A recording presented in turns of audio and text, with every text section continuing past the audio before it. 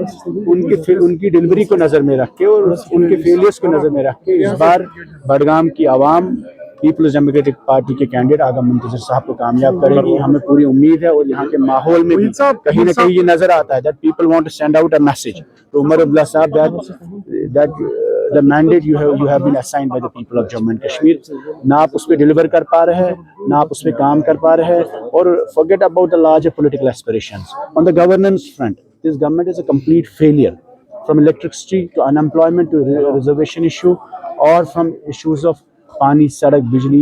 So on every front, this government is completely failed to deliver on the ground. So unfortunately, लोगों में न सिर्फ नाराज़गी है बल्कि लोगों को ये भी लग रहा है कि हमने 50 सीटों का मैंडेट एक पार्टी को दिया और वो हमारे साथ न सिर्फ बिट्रे कर रहे हैं उनके मैंडेट को, उनके भरोसे को, बल्कि उल्टा बोल रहे हैं कि बिजली चोर हो, ज़मीन चोर हो। ऐसे अल्फाज इस्तेमाल करना अपनी आवाम के लिए कहीं ना कहीं लोगों में वो गुस्सा ज़रूर छाया हो। We have given him 50 MLAs, तो उसकी परफॉर्मेंस क्या है? अगर उमर अब्दुल्ला साहब ने एज चीफ मिनिस्टर बडगाम की नुमाइंदगी की होती तो आज वो 50 MLA लेकर यहाँ कैंप नहीं करते। एक महीने से वो यहाँ घर घर घूम रहे, जिस मोहल्ले कोचे में आप जाते हैं 50 MLA वहाँ से निकल रहे थे, घूम रहे थे। सारी टीम इनकी यहाँ पर बैठी थी पिछले एक महीने से। That tells you that he has not been able to represent the aspirations of Kashmir और Budgam in particular. Somewhere there is a feeling among National Conference that हमने डिलीवरी के लिहाज से जो वादे किए थे, forget about the larger political issues, on the basic issues of governance, for example बिजली के हवाले से, पानी के हवाले से, सड़कों की हालत आप देखिए बडगाम में। हमें उम्मीद है यहाँ के लोग इस बार they will prefer a person who is accessible to them and who can deliver for Badgam, and आगा मुंतजर साहब of the People's Democratic Party is the best choice।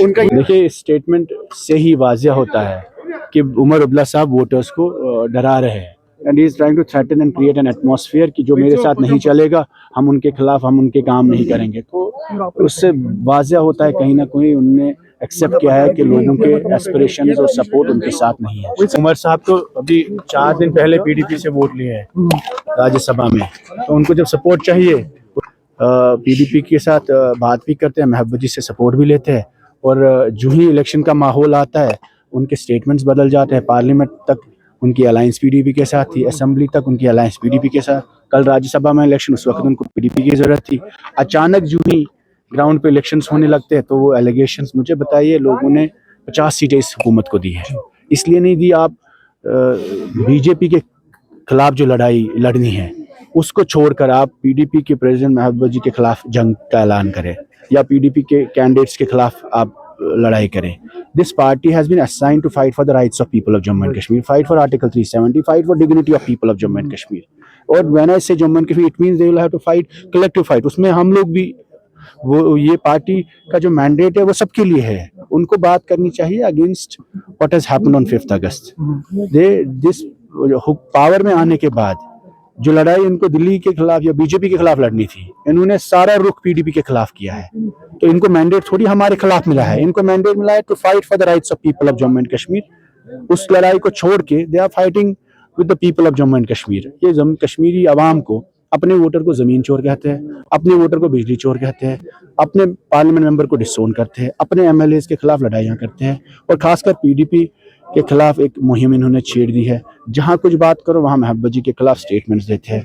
हमें हमारी मुखालफत करके कश्मीर की बका या कौन सी नुमाइंदगी कर पा रहे हैं, हमारी मुखालफत करके कौन सा 370 को वापस ला पा रहे हैं।